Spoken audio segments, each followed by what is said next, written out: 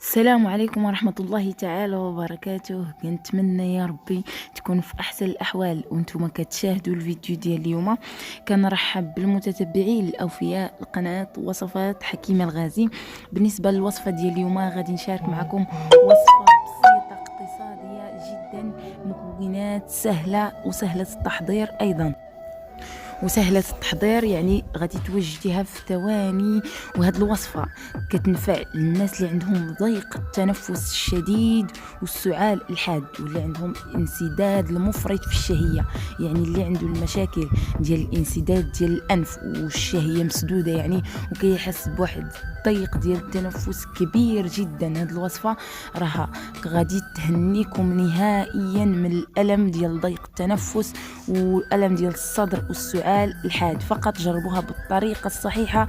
لهاد الوصفه يعني النتائج ديالها كتظهر من الاستعمال الاول، يعني غير جربوها وطبقوا الفيديو كما كتشوفوا راه غادي تنجح معكم الوصفه. قبل ما ننطلقوا لطريقه التحضير ديال الوصفه، ما تنساوش الاشتراك في القناه بالضغط على الزر الاحمر اللي كاين في اسفل الفيديو، وفعلوا زر الجرس باش يوصلكم اي جديد، وكتبوا لي التعاليق ديالكم والاراء ديالكم حول الوصفه والنتائج ديال الوصفه عليكم او على المرضى بصفه خاصه، يعني اللي عنده ضيق في الصدر او لا الشهيه ديالو مسدوده.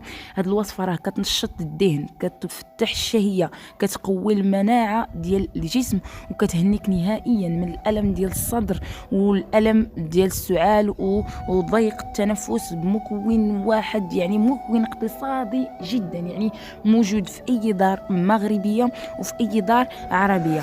المهم خليوا لي التعليق ديالكم الزوينه والاراء ديالكم حول الوصفه. غادي ننطلقوا لطريقه التحضير ديال الوصفه. غادي ناخذوا الزبيب، تقريبا انا من الاحسن انه يكون الزبيب الاسود. وغادي تاخذوا الحلبة على هذا الشكل كما كتشوفوا.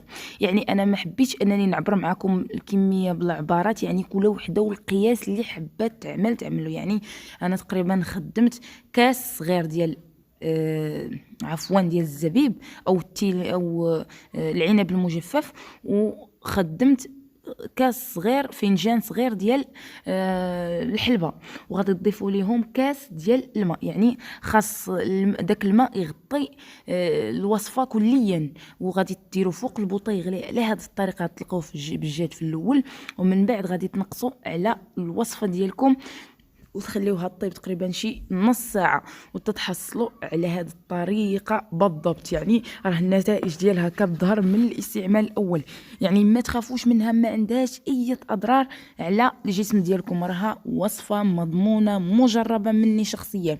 وطريقه الاستخدام ديال الوصفه، غادي تاخذوا معلقه قبل الفطور، معلقه قبل الغداء، ومعلقه قبل العشاء عفوا. يعني غادي تاكلوها 3 الخطرات في النهار. وصفه مجربه ما عندهاش اي اضرار، ما تخافوش منها، راه النتائج ديالها كتظهر من الاستعمال الاول.